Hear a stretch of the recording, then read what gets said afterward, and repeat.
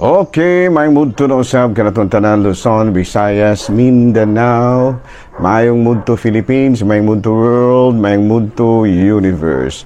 Ano na punta mga higala, nining atong tulumanon sa kahanginan, C.O.N.A. Catechesis on Air, o ako lang gihapon kini inyong ubos nga alagad, Reverendo Padre Edwin Academia Acab. Abino adlaw na usab karon nga, unsa man tarong adlaw, Huwebes. Adlaw na karon nga Huwebes mga higala, pizza, unsa man tarong pizza, pizza 22. So yan, no. So padayon na mi diri mga higala sa ayungon, no. Left and right na nga mo ang among confession din hilas mga higala ha, kay gusang iunda mo may ako ang okay. Di madali na higala niya ako ang recording studio baling inita.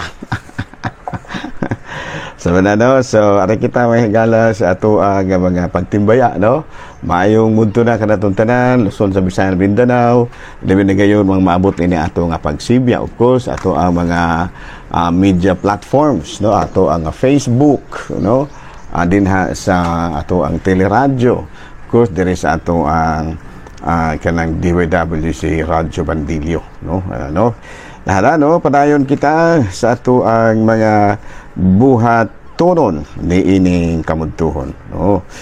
Bino mahigala, no, ato di ay nga timbayaon usab ug mayong mudto ang atong mga kaigsuunan nga padayon nga nagsunod ni ining atong mga programa sa kahanginan. Okay, no.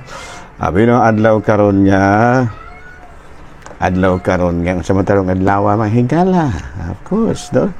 Usa ka karong adlaw ko antaron mga higala kining so adlaw karon nga Miyerkules, no, Huwebes, pizza 22 niining bulan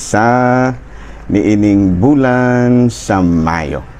Sa ako na ginaingon kaganina mga higala, grabe ang kabisi nato karon mga higala, no. Itong lagi sa kadaghan kaayo sa mga schedule, no, atong mga schedule diri nga padayon kita sa ato ang pagpangalagad. Okay, no. Binuari kita mahigala sa atong catechism. Atong catechism karon kabahin kini sa Santos nga Rosario. Santos nga Rosario. Matud pa diri kinsa manggoy nag-una ni ining Santos nga Rosario padre ug unsa may mga kaayuhan nga atong makuha niini.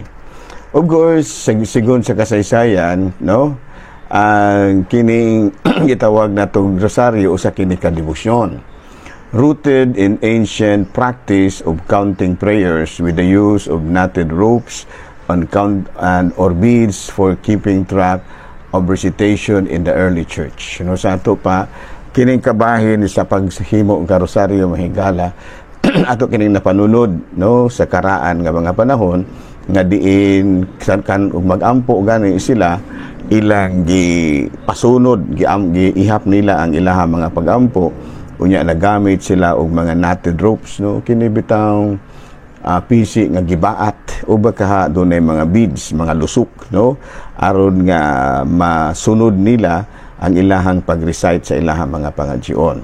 Unya ang specific nga format niini na attributed kini ni Saint Dominic, no. Unya the later refined by Dominicans, no, kini si Padre Alan de Roche, no, ug mga kaubanan, no. Abino kini si Santo Domingo or Saint Dominic, mao kini siya ang magtutukod sa Dominican Order. O yan, no, ang Dominican Order or Order of Preachers. Usa kini siya ka katsila nga pari, no, kining Santo Domingo. Nga atong 15th century sigon sa kasaysayan nahimo kini nga usa ka ingon niini uban usab sa hulma sa usa ka mga nagdebosyon nga mga pari nga mao sila si Padre Alan de Roche, no. So kun atong tan-awon kining pagpamalandong nato sa Santos nga Rosario, no, adunay mga bahin ini nga nagbatbat usab sa pagkatawo o pagpasakit sa atong Ginoong Hesukristo ug sa iyahang pagkabanhaw. Sa ato pa, ang santos nga rosaryo di ay usa ka matang sa pamalandong, no, nga diin gipamalandungan nato ang kinabuhi ni Kristo sa iyahang pagkatawo, sa iyahang pagtubo, sa iyang pagpasakit ug sa iyang pagkabanhaw ug uban pang mga detalye sa iyahang gihimong pagpangluwas sa katawhan. So muna nga kining santos nga rosaryo dako kay kini siya ikatabang sa mga tao, no? Gani ang ato usa sa mga parte sa rosaryo mao kining gisulti sa ni Anghel Gabriel sa diha nga niingon siya nga maghimaya ka Maria, puno ka sa grasya. Na kining pagkapuno sa grasya manghigala usa kini kapaagi nga diin gipukaw usab nato sa atong kaugalingon ang atong paningkamot nga diin sa sama sa atong mahal nga birhen makaambit usab kita sa mga grasya sama sa naambitan sa mahal nga birhen, no? Sa ato pa ang mga pagtulunan diay sa kinabuhi ni mahal nga birhen posible usab nga atong masinati pinaagi usab sa atong pamalandong sa santos nga rosaryo, no? O gani usa sa mga buta nga angay natong tan-awon mao kining pagtukod gyud niini ang mga apostoles gyud usab nga ang kining mga founders, no, kini bitang gitawag natong mga sumusunod sa mga apostoles nga naghimo gyud usab niini nga usa ka tradisyon sa simbahang Katoliko. Mga church fathers sama kanila ni San Cirilo, no, San Clemente, no, ug daghan pang uban, no, nga nagkuan gyud moy matud pa nagpaluyo no sa paglambo ni ining matud pa debosyon sa atong mahal nga Birhen na Maria, partikularmente na ang santos nga rosaryo.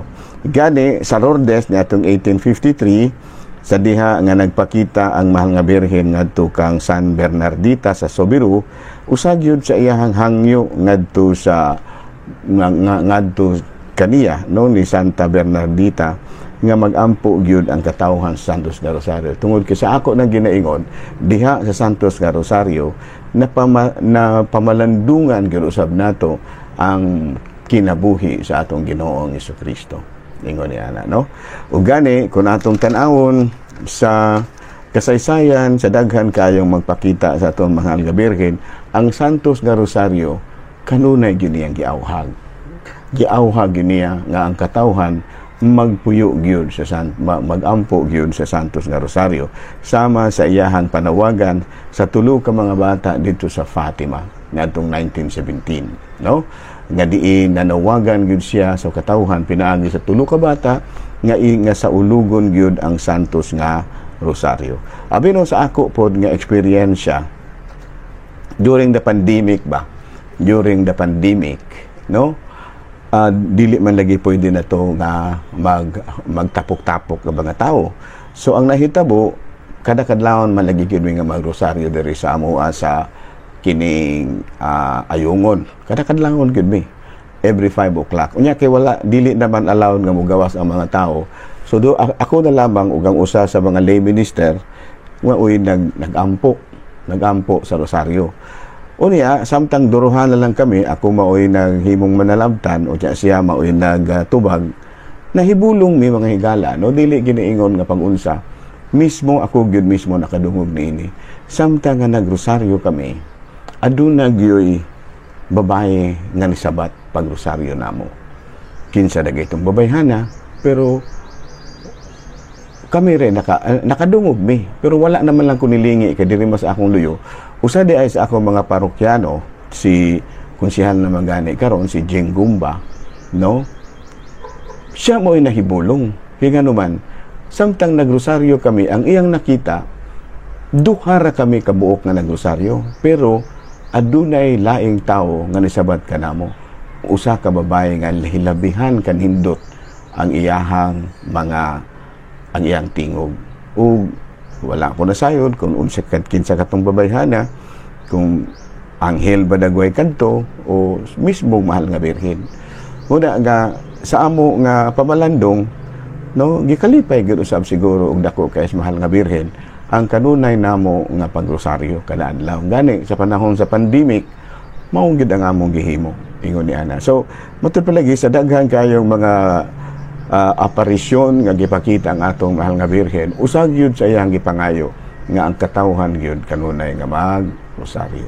Abino din nilang usa takutob ang higala ha, kay medyo daghang ikog schedule doon. Naglisod gani ko pangitag oras aron paghimo nining atuwa nga sesyon kadungan lawa. So daghang salamat og maayong mudto Pilipinas.